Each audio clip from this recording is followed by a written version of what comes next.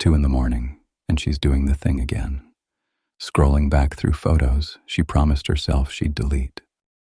3 months since it ended, and the missing hasn't gotten quieter. Some nights it's louder now than it was the week he left. Here's what nobody tells you about missing someone who hurt you. It doesn't feel like grief. It feels like betrayal, your own heart taking his side. Because he did hurt her. That part was real.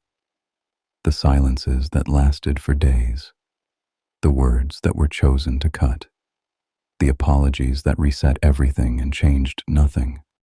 And still, she misses him. If you've ever missed someone who hurt you, you know how much shame lives inside that sentence. From the outside, it looks so simple.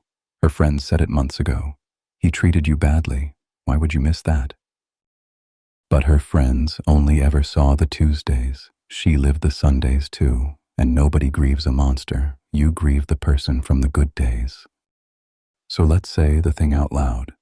Missing them doesn't mean you're weak. It doesn't mean it wasn't as bad as you remember, and it doesn't mean you should go back. It means your mind did exactly what minds do under one very specific kind of training, and psychologists have a name for it. It's called a trauma bond. The term comes from the psychologist Patrick Carnes, and it doesn't mean what most people think it means.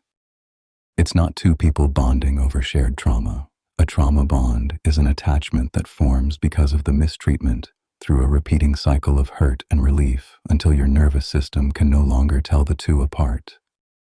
To understand why it holds on so hard, you have to meet a scientist and some very confused pigeons. In the 1950s, B.F. Skinner ran a famous series of experiments. When an animal was rewarded every single time it pressed a lever, it pressed calmly and stopped easily. But when the reward came at random, sometimes yes, sometimes no pattern at all, the animal pressed frantically, and it kept pressing long after the rewards had stopped completely.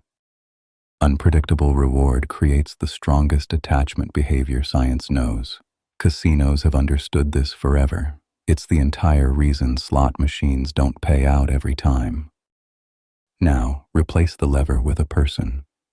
When warmth arrives at random, a tender Sunday after a brutal Tuesday, your brain doesn't conclude, "This is bad for me."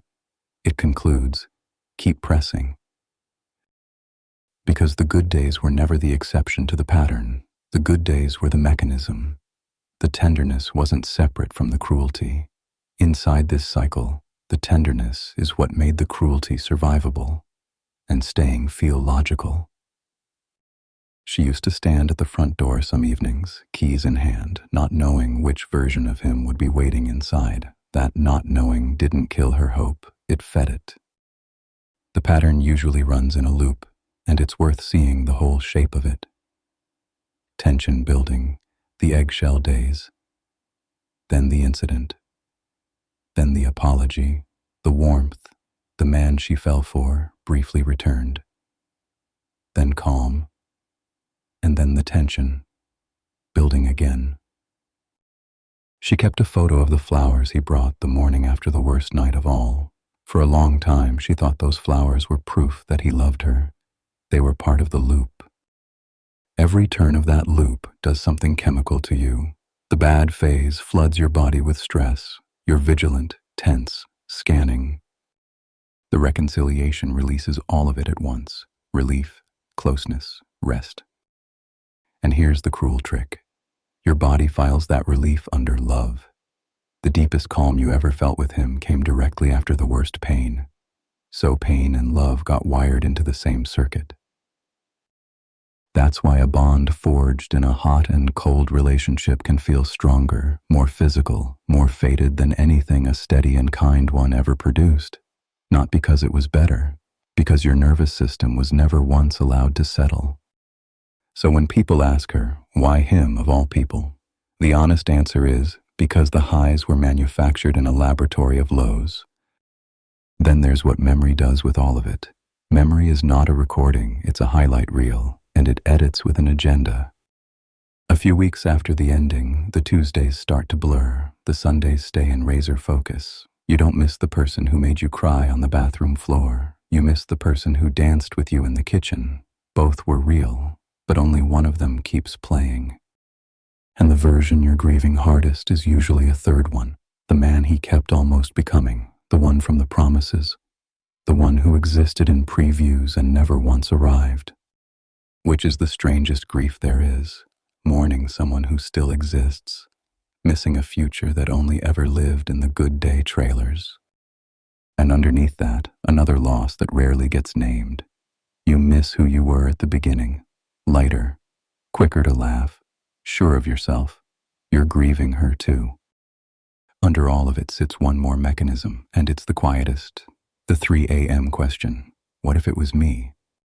Self-blame feels terrible, but it's secretly a bargain.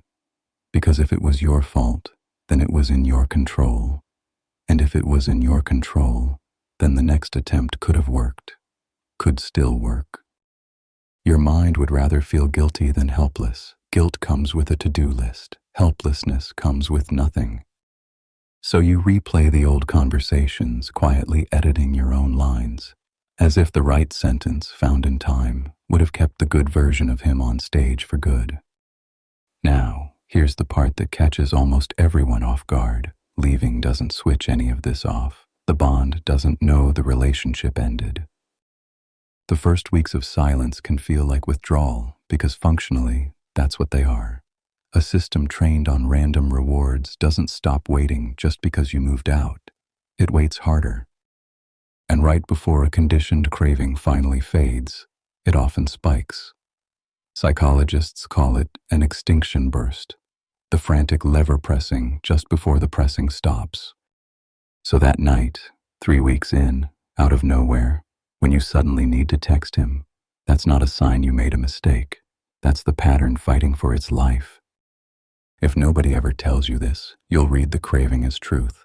That's why understanding the mechanism matters. It doesn't switch the feeling off. It changes what the feeling means. So let's be precise about what this missing is and what it isn't. It isn't proof that he was right for you. It isn't proof that you can't live without him. And it isn't love in the sense that love means care. It's the echo of a training schedule, a nervous system doing faithfully exactly what unpredictable reward taught it to do. You can respect the wound without obeying it. And it isn't weakness. Intelligent people form trauma bonds. Strong people form trauma bonds. The mechanism doesn't check your character on the way in. It runs on biology. What helps? People who've found their way out tend to describe the same few things. The first one you're doing right now, naming the pattern. A bond like this loses power the moment it has a diagram. Time without new doses helps, because every fresh contact, even a crumb, spins the slot machine again. Not as a rule anyone hands you, just chemistry, being honest with you. Telling the story out loud helps. To someone safe, a friend who doesn't flinch, or a therapist, because untangling a trauma bond is genuinely the kind of work therapists exist for.